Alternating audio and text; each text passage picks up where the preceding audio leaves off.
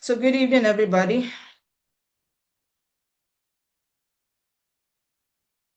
Thank you and welcome to Maduka's Masterclass, our first session actually for this year.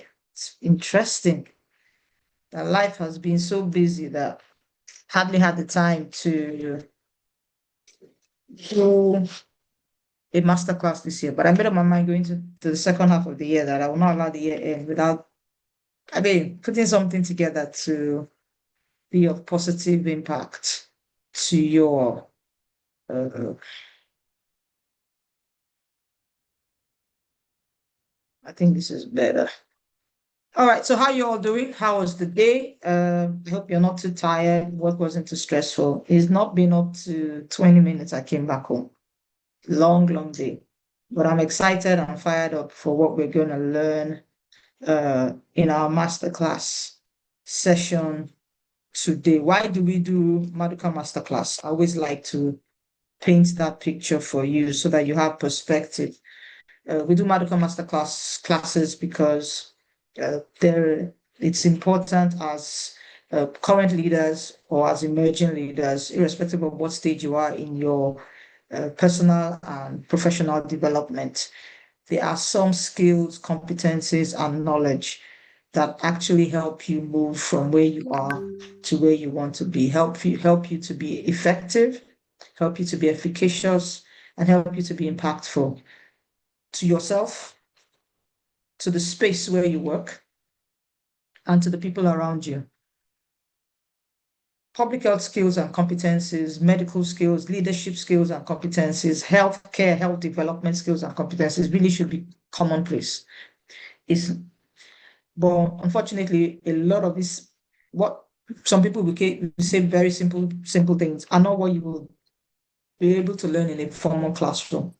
If you're doing a master's or a PhD, you may not have a formal way of learning this. So we decided to put this together to fill some of those gaps and help you get from where you are to where you really, really want to be. All right, so Maduka Masterclass is here, and we are excited that you're here. You're here with us. I'm going to share so that we go straight into what we have designed to have a conversation around today. Quite an exciting set of classes that we will be having. So I called this particular series, called it Retooling Productivity. Retooling Productivity. And the idea behind it is that there are quite a lot of things you can do today that probably you may not have been able to do 10 years, 5 years ago. And there are some age-old competencies. There are new things, but they are still what you call old things. Tried, tested, and trusted competencies, knowledge, skills that will help you to be more productive. We are busier now than ever before, but are we productive? Do we spend 4 or 5 hours on a task that maybe would have done 40 minutes on if we had the tools? And so to be able to produce more efficiently and excellently without it costing you an arm and a leg in terms of time, energy, and effort. You are not working harder, but you are working smarter, and you are getting 10x the results of somebody who is just using brute force. We put our heads into, we will bang our heads, we will make sure we do. If there are some things you know, some things you understand, and some things you have learned, you are able to re-engineer your productivity process and make very good headway. For this particular aspect of the retooling productivity, we're looking at summary and synthesis. Summary and synthesis, another way of saying we're looking at your writing skills. You're looking at how you put your write-ups together. So really a lot of the summary and synthesis that we're going to be learning over the next, I believe, 6 weeks, will be focused on academic and technical writing. Academic and technical writing. So you can apply this to your technical reports if you have to put down. Everybody at some point in time in their life, and sometimes every week, you need to churn out some kind of report. You need to churn out some kind of a write-up that reflects who you are, even if it is email that you have to construct and send out. It reflects on who you are. And so we're going to have to learn the right way and the most productive way to put our academic and technical writing together. So whether it is a report for work, for office, whether it is academic write-up, some of us are doing masters, PhD, some of us are even undergraduates, and you have to put write-ups together from now, from time to time, or it is research. These principles, these learnings will be helpful. So we're going to do it in two levels. The first level, I have a couple of slides I want to share, used to share some thoughts with you. We're going to look at 10 things because we're specifically talking about mastering sentence construction. So we take it block by block, bit by bit. Today, for the next 40 minutes or so that we have together, a bit less than that, we're going to look at mastering sentence construction. And this looks like everybody knows this now. You will be shocked that it isn't really as commonplace in terms of knowledge as it should be. It's not. So, sentence construction. That is our focus for this part of summary and synthesis, which is one way of looking at how to retool productivity. So welcome to Maduka's Masterclass. By the way, this Masterclass session is not just here on Zoom, but it's also available on my YouTube channel. We're streaming live, as a matter of fact, and it's going straight to YouTube, and it will be curated there. So if you just click on Maduka's Masterclass in YouTube, search for it, it should pop up. You can subscribe so that you get notifications when a new video is either live streamed or uploaded. And then you can go to this video at any particular point in time if you want to go revisit some learning or rewind me to hear something I had said or check out something I had done, or even you want to share with people who may not be able to because of the timing is not comfortable for them. You may not have been able to join this masterclass. Okay, so let's get on with it. Mastering sentence construction for academic and technical writing. And please, I'll be excited to have your thoughts and your comments into the chat box. I will share the YouTube link as we go along. I would like your thoughts and your comments or your questions into the chat box. I will try to make this interactive and get your ideas into it. But there are basically 10 tips I want to share with us about constructing sentences. I don't know how many of you, and I'm sure it will be a lot of you, you read something that made you cringe, not because it was obnoxious or it was offensive or it was abusive or it was vulgar, but just because it wasn't really put together. How many of you had that experience? You can share in the chat box an experience of something you read, or something you yourself wrote, and you came back a bit later and I'm like, am I the one that wrote this? How many of you had that experience that, man, what's this guy actually trying to say? What's this lady actually trying to say? And it was difficult to really understand. Can I see anybody who would like to say, yes, I've had that experience. I've had that experience. Anybody? Has anybody had the experience? You just want to put it in the chat box. Yes, so I've had that experience. I've read some really funny write-ups. I've actually written some things that are that turned out, or maybe you wrote something and somebody who you submitted to replied you to say, what exactly did you write? Or you wrote something for a supervisor and it came back with plenty red biro. These days, we don't submit, most people don't submit physical now. You submit by mail or by WhatsApp, and the track changes are more than the write-up. I had a mentor, I still have the same mentor who I used to call him 10th draft. I used to call him 10th draft. So you write up for God, those days used to be journal publications that we wanted, manuscripts. You write and send to him, read Bible everywhere. I'll be fuming like, what kind of thing is this? Mark up, we will mark the whole thing up and send back to me. Revise. And I will revise word for word everything he asked me to do, or so I thought, and send it back to him. He will come back to me with another set of red Bible. This time, not as much, but there will still be red Bible. But by the time he sends to you the third or the fourth time, I'm like, I give up. Sir, please, can you just, wouldn't it be better just write this thing by yourself? Just took my name somewhere, but he never agreed, and he actually is one of the reasons why I had no choice but to build some technical writing skills and competence. So yes, and I remember a report I did for uh, Society for Family Health. I did a training. I sent them a technical report, feeling fly, feeling happy with myself. Sent the reports to them. Then I started to learn some of these things, and I think it was like 10 years later.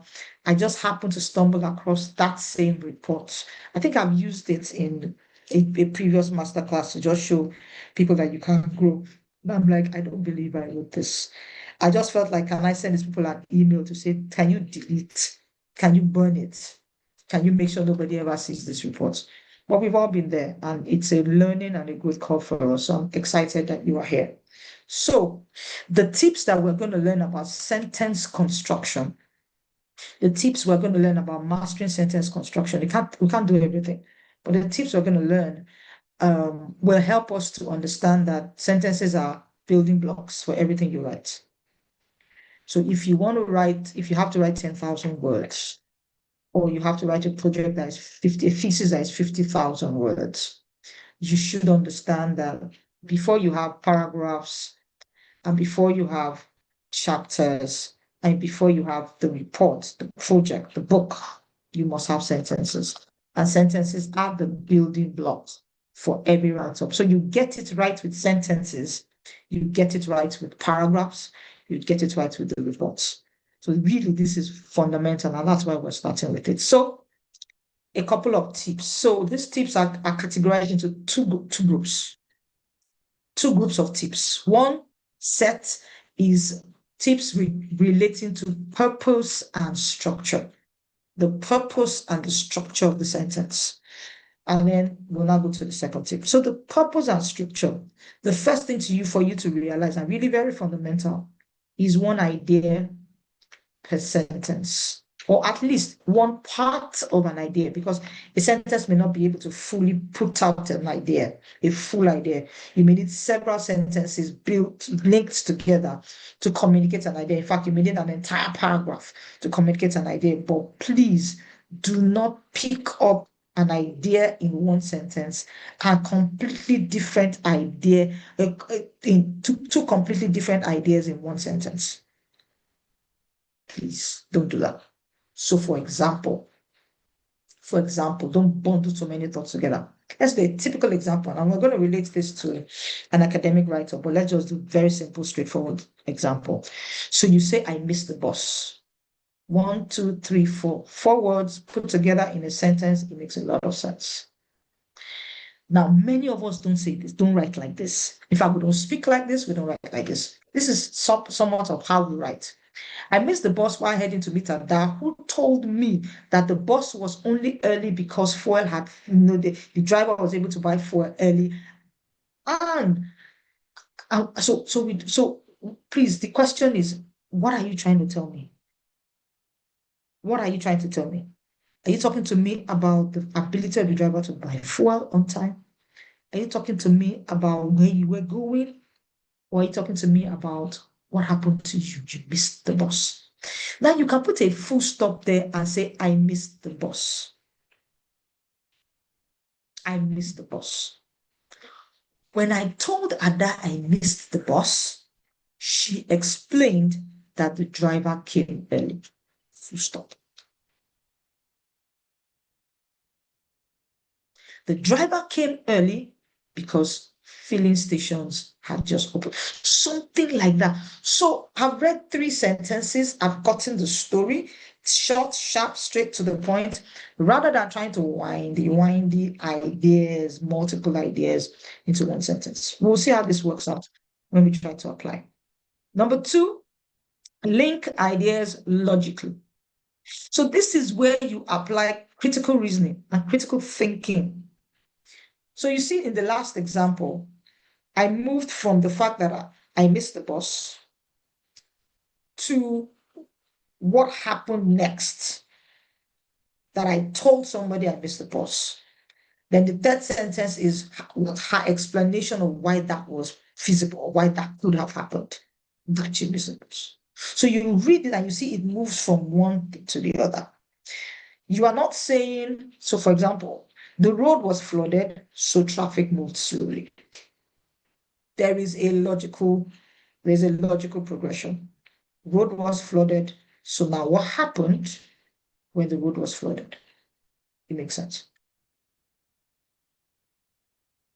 So, but if you have one sentence after the other and you can't seem to see how one sentence flows into the other, you get your readers confused very quickly and is disjointed.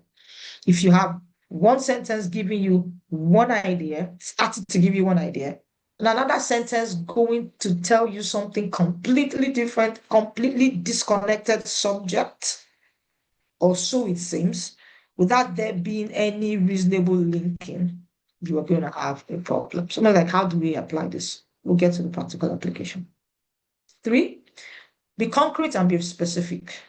It is better to say how many notebooks you bought than to say you bought some notebooks. If you can use figures, and if you can be exact, and if you can be concrete, precision makes the reader, especially in academic and technical writing. So if you did a training and there were 36 participants, don't say we trained many participants. Don't put that down. Don't you know how many they were? If you know how many they were, please write how many you trained. Makes a lot more sense. Right. I'd like to hear what you think about some of these tips. Say exactly, say exactly what you mean. I think this has a bit to do, our challenge with this has a bit to do with how we speak, especially as Africans. So a lot of times we speak in irony. As parents, we will say, if you like, leave that door open. If you like it, okay, and leave the door. We mean the exact opposite. We mean shut the door. We say, do something about this door. What do you want to be done? Say exactly what you mean. Use straightforward, unambiguous phrasing. Don't leave us guessing, what do you mean? The sentence isn't done if it doesn't explain exactly what you mean. So please, I asked them to close the door. As against, I asked the people in the room to do something about the door. What is to be done about the door? Close it. That's a better sentence. This is one of my favorites. A lot of us are used to long, windy sentences. If your sentence is going into 3 lines, some sentences 4, 5, 6 lines, you are just winding, potholes everywhere, you are just winding, trying to find where this sentence, and then by the time you get to the end of the sentence, you've forgotten where you started, what exactly was being said. Shorten your sentences. Short sentences side by side that follow in a logical progression provide better communication clarity than long sentences that weave things together. So please let's take notes. So those are the 5 top tips for purpose and structure. Now let's take 5 top tips for presentation of sentences. Presentation of sentences. So let's look at your voice. Your voice means how are you speaking in first person or in third person? Are you speaking in an active voice or in a passive voice? So your voice is what is the active thing in that sentence? Is it you or the person who is actually engaging in the activity, or is the activity that is being engaged in the what is prominently featured in the sentence? So example, the cook prepared the rice. That's active. Passive is the rice was prepared by the cook. Now, notice that a lot of us in academic writing, you want to publish a journal, you want to write an article. Most times, when you're referring to the activities of the researcher, you refer to it in passive voice and you refer to it in third person. I don't know, maybe that some of us, I mean, I know I had some of that training that you are humble. We never said I. You say this was done by the researcher. Data was collected by the researcher and research assistants. Why don't you? The researcher and assistants collected data. Active voice is crispier, it is more direct, it is more engaging.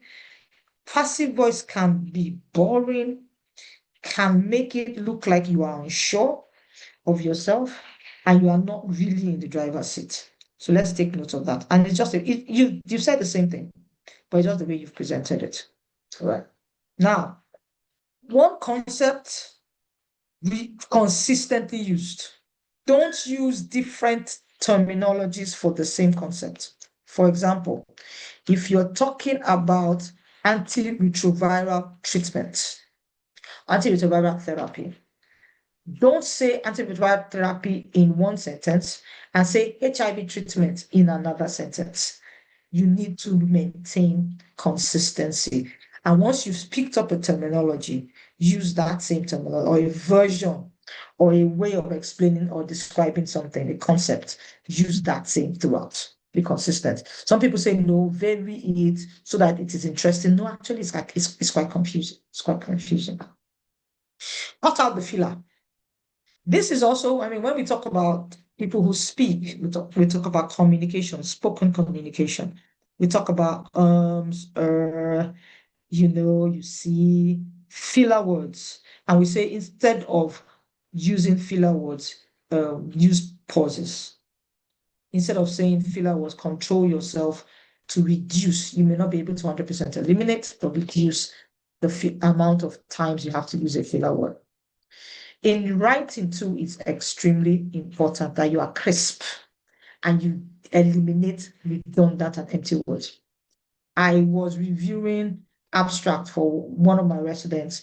I think it's the last week or the week before, and we were looking at her abstract. The abstract was supposed to be 250 words, and she had close to 500 words. And she was asking me, is it possible? Which is one of the things we're going to look at. We're going to look at summarization. And summarization will actually need you to use all of these tools that we are, our tips that we're talking about to help you with summary. I looked at it and I just said, no, we can cut this in. We can cut this in half very easily. And one of the major things that went were redundant words, repetitive words, empty words. I am hungry. Instead of saying I'm hungry, I just want to say that I'm hungry. Nigerians, especially, we love long, we love to repeat, we love to say things in an indirect manner. We are very uncomfortable with short, crisp sentences. So please cut out the fillers. Format consistently. So your styling form, the way you use dates, if you use dates as 15th July, be consistent with every other date you put in there that using that nomenclature. Or rather than saying, or July 15th, don't now come and say 15th August. If you're having to mention 15th August, use the same. Be consistent in your formatting. Be consistent in the capitalization. For example, I was writing a document very recently, which I'm still trying to finalize. I have gotten revisions on this, trying to finalize. And one of the feedback they told me is decide whether public health is capital P, capital H, or lowercase p, lowercase h. Don't use both. Don't use both. So that's formatting. Heading styles, also be careful about what is header 1, header 2, header 3, and be consistent. And please, at the end of the matter, you make sure you read through, you proofread, and ensure that grammar, spelling, and punctuation is on point. Grammar, spelling, and punctuation is on point. When we talk about apps that help you retool, because this is just about getting the foundation and getting the understanding. We will come to a point where we will look at applications that help retool productivity. One of the applications I'm going to be sharing with you is Grammarly and other editing apps, because what they do is that the software just help you. You will not, you'll be like, why is this thing underlining it? And that tells you to put a comma. You're like, somehow I used to be inside this kind of sentence. Why? Comma is the one that it just throws me. Like, you are sure a comma should be there, and they're telling you a comma is not supposed to be there. These people, they learn English differently from me. You are sure that there's not supposed to be any comma there, and they'll tell you there's a comma. So watch your grammar, watch your spelling. Be this. These days we don't say you must use British English or you must use American English. We say you must be consistent. However, whoever you're writing for, what their preference is what you should do. If you're writing academic university, they prefer you to use British English, so UK English. But if you're writing for organizations, especially if they are US-based organizations, or they would prefer that you use US, and they're fine. But the most important thing, don't mix it. If you're using British English, use it throughout for everything. Don't do color as COLOUR somewhere and do favor as FAVOR. Don't do that. Don't do, except you're talking about somebody's name and there's no U in it. So that's something. All right. So we have gone through this. So great sentences lead to great writing, and the quality of your sentences determines the quality of your write-up. Please, you are free to use the chat box. If you have any questions around this, kindly please put it in the chat box. Because you won't just listen. We will apply this. So let me share something else that we can use to apply.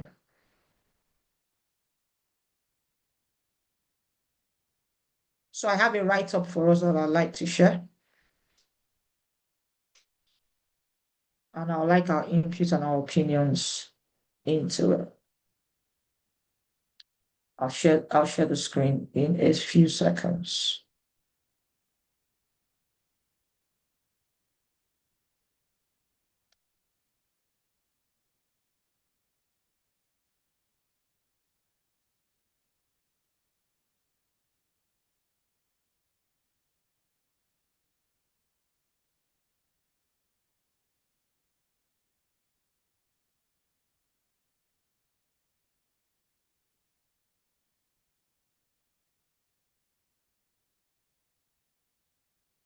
Let me see if it has opened.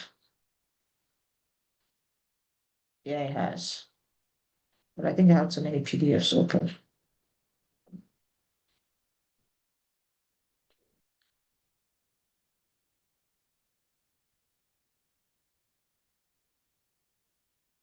All right, so let me try that again.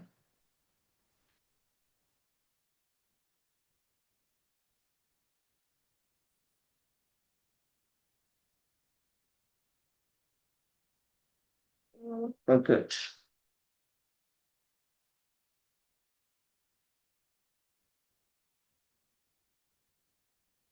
Yeah, so there we are.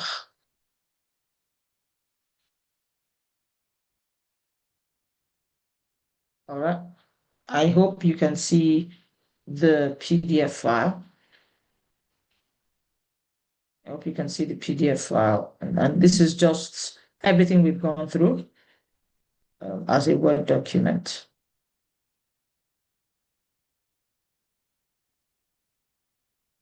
All right. Now let's look at a sentence or a set of sentences rather. Yeah, you get this document. So I want us to discuss, and this is going to be interactive. We should probably do this for about 5 minutes or so before we look at. So this are sentences taken from an actual proposal, no, dissertation. That's the title.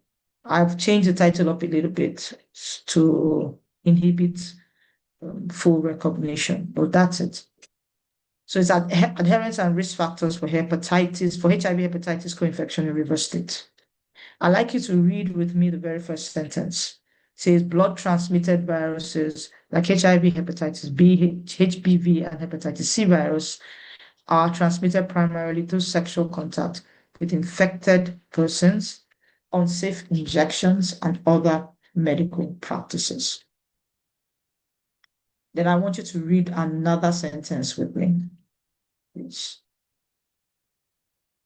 This one here, it says plans to encourage the worldwide elimination of these viruses by 2030 are implemented through the joint United Nations program on HIV/AIDS and the World Health Organization. However, the accomplishment of these plans depends partly upon the testing and diagnosis of 95% of individuals with HCV, HBV, and HIV infections before initiating care and management.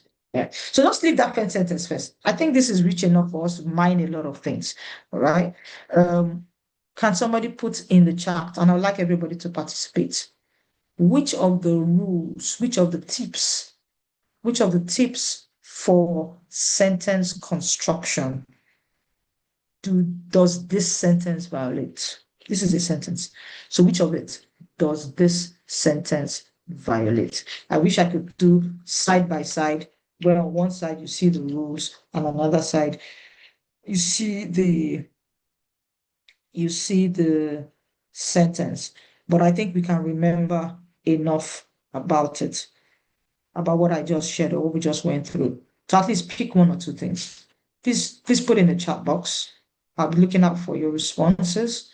This particular sentence, plans to encourage the worldwide elimination of these viruses by 2030, implemented through the joint United Nations program on HIV/AIDS and the World Health Organization. However, the accomplishment of these plans depends partly upon the testing and diagnosis of 95% of individuals with HCV, HPV, and HIV infections before initiating care and management. I promise you, I didn't make this sentence up. This is a real actual sentence written by a real actual human being. So what would we ask to be changed? So somebody says no full stop, so there is punctuation issues, so that violates punctuation, grammar, spelling. All right. Rule number 1. So Ogechi, what is rule number 1? One idea per sentence, or at least a part of an idea per sentence. So how many ideas do we have here? How many ideas do we have here? We have something about plans to encourage worldwide elimination of viruses. We have how that is being implemented. We have how the accomplishment depends on testing and diagnosis of 90% of individuals. We have something about initiating care and management. So there are like maybe 4 ideas. Four different things going on here. The sentence is too wordy, winding sentence. So this sentence is 4 lines. This sentence is 4 lines. I started at the beginning. By the time I go to the end, I'm not sure I myself know what I was writing. So it's too long. So how would you break it? How would you break it? Yeah, Udo, Chiteze, how would you break this sentence? What would you put a punctuation and move? More than one idea in this sentence. Fantastic. Sentence was not consistent. I wish you could explain more. Sentences should be 1 idea per page. Yes, more than 1 idea. Rule 8, different terminologies. Okay, let's see. What are the different terminologies? I'm liking this, but I know there's a lot more. What are the different terminologies that I am seeing here? Do we really have different terminologies? testing on individuals with HCV, HPV, HIV and AIDS, HIV infections. So maybe, maybe, maybe, maybe, maybe. Did somebody notice, however, the accomplishment? So there's a word here that I mean doesn't work. It's very interesting to me that I've not yet seen somebody talk about filler words and extra write-up that can be cut off to make the sentence crisper, to just tighten the sentence. You know, when you use a screwdriver to tighten something, all right? How would this sentence, so first of all, we are in agreement that this can be actually two or even maybe three sentences. So, but what are some of the words that we can take out?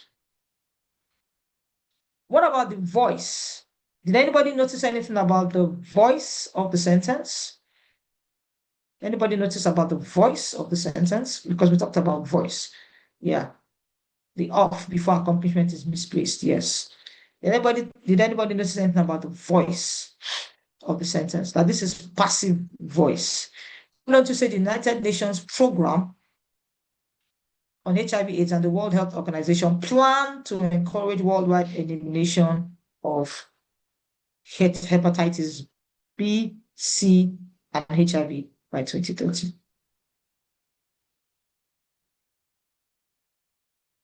Finish it. Full stop. Full stop. This will depend. If you want to read however, full stop. However, this will depend on the ability to test and diagnose 95% of individuals. You may not even need before initiating care management, if the key idea is the testing here. So there's a passive voice going on here rather than an active voice. You know, some of the things are easy to spot. Oh, more than one idea, but there are some other things that have become habits with us that it's tough. I have a friend and colleague who, I mean, we're in Nigeria together, did her residency training, we're in medical school, da da da da da. She relocated to the UK and started working, and we were writing something together. And I just asked her to just give me her opinion on the write-up. If you see the number earlier on, years back, if you see the number of words you removed from my sentences, just throw it out. It's not working. Throw it out. It doesn't necessary. And by the time she reduced it, I'm like, wait, this sentence is still saying the same thing, and it's making sense. So typically, this can be 2 lines, 2 sentences or 1 sentence per line, and it can work, and you understand it. All right. So that's just 1 sentence here. 1 sentence here that we wanted to. Does anybody have any other thing that they have noticed that we could learn? Yes. Thank you, Tari. Passive voice. Passive voice. Passive voice is an issue here. It'll probably be more engaging if it wasn't an active voice. All right. So what I've done, which everybody will get, but I want us to look at it a little bit. What I have done is come up with a table for each of the sentences in that page, the page we just looked at. Come up with a table for each of the sentences and just did a critique to ask what tip was properly applied, what tip aligns with this sentence, the way the sentence is constructed, which tip does it align with? Or the way this sentence is constructed, which tip for sentence construction does it violate? So this will help you because you need to have an opportunity to apply. So the first sentence in that write-up, which I read at first, I said, no, let's go to the one that was juicier, was hepatitis B, hepatitis C, HPV, HCV, co-infection is common among those who have HIV infection because they share similar routes of transmission. Now, this aligns with logical and sequential link between ideas. It also aligns with a sentence that is not too long, even though this is entering the 3rd line, but it's actually the 3rd line here because it's inside a small box. If it was in an actual page, it probably would just be a bit of the 2nd line. first line and a little bit of second line. So it is short, at least. It aligns with a logical sequence between ideas, and it progresses one idea from start to almost logical conclusion. The idea is co-infection is common, and it is common because the routes of transmission are similar. Very clear, very logical. Keeps the one central idea. It is logical. So three of the rules have been three of the rules for presentation aligned here. In fact, you see punctuation is top notch. The commas are where the commas are supposed to be. The full stop is where the full stop is supposed to be. Grammar is fine. Spelling is okay. Even the hyphen between co and infection, even the slash between HBV and HCV are on point. Align. So let's pick another. So it's not all about things that don't work, but there are some that work. All right. Let's look at this sentence. The clinical manifestations, this one where my cursor is. The clinical manifestations of HIV in individuals with the virus are complicated by concurrent infections with HBV, HCV, which can negatively impact HIV infection management. What's wrong here? This is contravening straightforward phrasing and short sentences. Straightforward phrasing and short. This sentence is windy, is dense, and there are repetitions, so you can remove repetitive words or filler words. Clinical manifestations of HIV. Now, in individuals with the virus is unnecessary. Because if you say clinical manifestation of individuals, is it in individuals that don't have the virus? Clinical manifestation of HIV is obviously is in those who have the virus now. Clinical manifestations of HIV are complicated by concurrent infections with HBV, HCV. Full stop.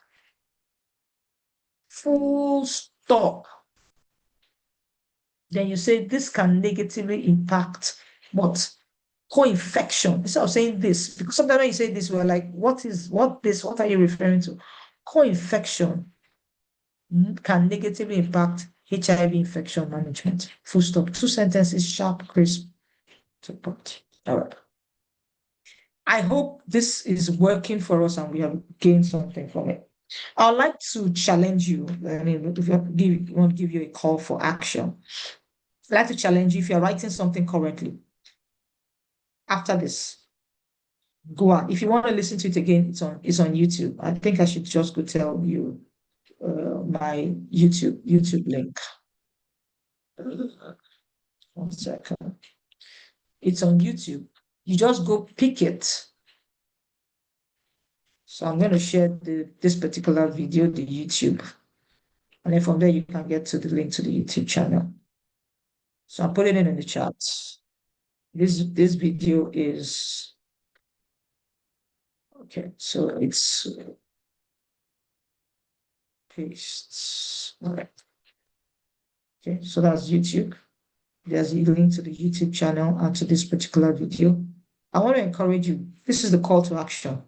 Go pick up something you've written recently in the last 1 week, 2 weeks, and read it again with these tips in mind.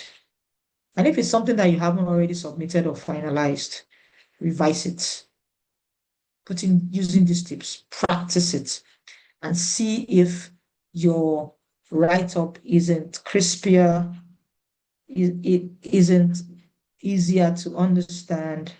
If you are not doing a better job at communication, you probably will notice that you have done a lot more in terms of productivity with what that write-up can achieve if you put these tips into practice. All right. We are out of time for today. Try to keep within our 45 minutes. If we have questions, please put them in the chat box now. I may not be able to answer, but I will put the answer to your question in the YouTube comment section, and you may be able to go there and see what's going on. Thank you very, very much for hanging out with me today's masterclass, and I hope it was beneficial. Have a restful evening.